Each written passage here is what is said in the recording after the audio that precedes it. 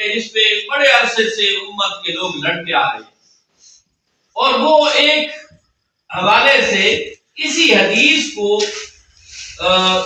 مستدل بناتے ہیں، یہیں سے استدلال کرتے ہیں کہ جی دیکھیں نبی علیہ الصلوۃ والسلام اعلان کر رہے ہیں۔ پہلی چیز تو یاد رکھیے گا کہ نبی اور رسول جو ہوتا ہے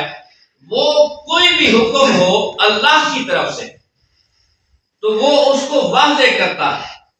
کسی سے وہ نہیں کرتا۔ نبی اور رسول حق کہنے میں کسی سے نہیں ڈرتا۔ اگر کوئی یہ بات منسوب کرتا ہے کسی نبی اور رسول کے لیے کہ وہ حق کہنے میں اس وجہ سے اس نے حق نہیں کیا کہ وہ دوسروں سے ڈر گیا، وہ نبی کی توہین کرتا۔ نبی آیا ہی اللہ کا پیغام دینے کے لیے۔ آپ دیکھیں سرکار کریم علیہ الصلوۃ والسلام پوری قوم مخالف ہو گئی، پوری قوم نے کہا آپ سرداری لینا چاہتے ہیں ہم آپ کو سردار بناتے ہیں، آپ خاندان کی کسی بھی عورت سے نکاح کرنا چاہتے ہیں آپ کا نکاح کروا دیتے،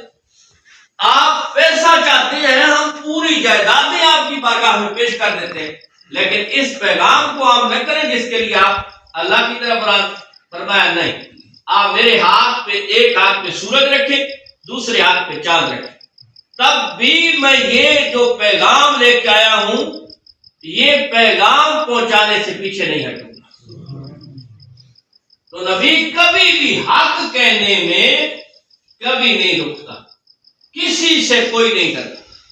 اگر مولا مقتدی شیر خدا رضی اللہ تعالیٰ عنہ کا حق ہوتا